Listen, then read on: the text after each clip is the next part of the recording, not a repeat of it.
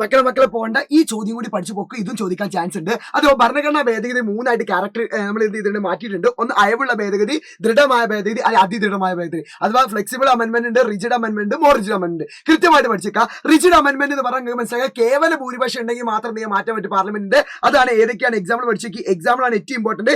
സംസ്ഥാനങ്ങളുടെ പേര്, അതിരുകൾ, പൗരത്വം, ഇതൊക്കെ നമുക്ക് എന്ത് ചെയ്യാം, ഫ്ലെക്സിബിൾ ആണ്. അത് എന്ത് ചെയ്യാം, നമുക്ക് സിമ്പിൾ മെജോറിറ്റി ത്രൂ എന്ത് ചെയ്യാം മാറ്റാൻ പറ്റും. പക്ഷെ അതല്ല ഏത് റിജിഡ് അമെന്റ്മെന്റ് ബോത്ത് ഹൗസസിന് സ്പെഷ്യൽ എന്ത് ചെയ്യണം, അധികാരം ഉണ്ടെങ്കിൽ മാറ്റാൻ പറ്റുള്ളൂ. അതിന് എക്സാമ്പിൾ മനസ്സിലാക്കുക ഫണ്ടമെന്റൽ റൈറ്റ്സ്, ഡയറക്റ്റീവ് പ്രിൻസിപ്പിൾസ്, മൗലിക അവകാശങ്ങളും മാർഗനിർദ്ദേശങ്ങളാണ് അതിന് എക്സാമ്പിൾ. പക്ഷെ അതല്ല മോർ റിജിഡ് അമെന്റ്മെന്റ്, ഇത് റിജിഡ് ആണ്. മോർ റിജിഡ് അമെന്റ്മെന്റ് കൃത്യമായി മനസ്സിലാക്കി വെച്ചാൽ ഇരു സഭകളുടെ പ്രത്യേക ഭൂരിപക്ഷത്തോടൊപ്പം പകുതിയിൽ കുറയാത്ത സംസ്ഥാനങ്ങൾ എന്ത് ചെയ്യണം, അതിൽ അംഗീകരിക്കണം. അങ്ങനെ മാറ്റാൻ പറ്റിയതാണ് ഇത് കേന്ദ്ര സംസ്ഥാന അധികാര വിഭജനം, ജനപ്രാതിനിധ്യ നിയമങ്ങൾ എന്ത് ചെയ്യാം മനസ്സിലാക്കി വെക്കുക.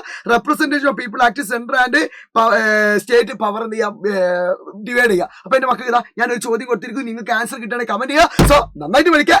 ലൈവ് ഉണ്ട്, നമുക്ക് എന്ത് ചെയ്യാം തകർത്തടിക്കാം. So bye bye, see you, love you all.